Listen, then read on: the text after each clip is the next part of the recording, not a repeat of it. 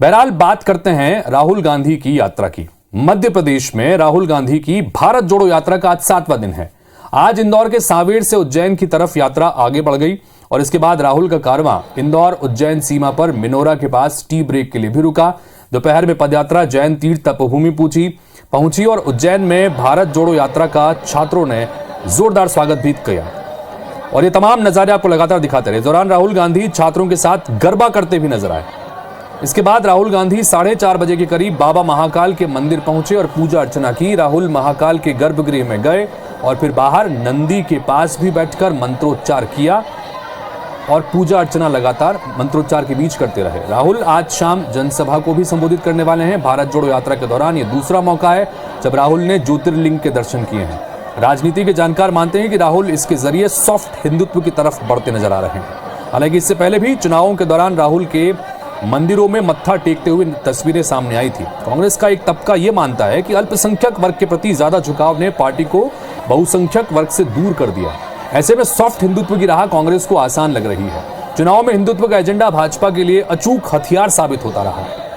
कांग्रेस की नजर भी इसी हिंदू वोट बैंक पर है और यही वजह है कि कांग्रेस हर चुनाव से पहले खुद ही हिंदुत्व के मुद्दे को धार देने में लग जाती है, लेकिन बाजी बीजेपी मार ले जाती है।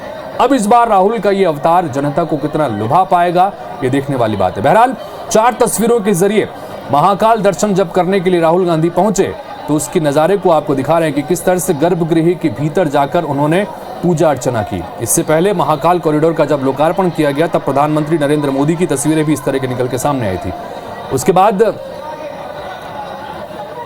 दंडवत हुए हैं राहुल गांधी, ये बहुत महत्वपूर्ण तस्वीर है। उसके बाद जब उन्होंने पूजा की, बाहर निकले, उसके बाद महाकाल के दर पर जाकर दंडवत हुए हैं। अब ये कितना असर आगे आने वाले चुनाव में कांग्रेस पार्टी के लिए और राहुल गांधी के लिए दिखा पाएगा, ये देखना बड़ा दिलचस्प होगा। नंदी की उपासना भी की उनको, हालांकि बताया जाता रहा कि नंदी के कान में दरअसल बोला जाता है, इस तरह की मांगे और मनोकामना मानी जाती है।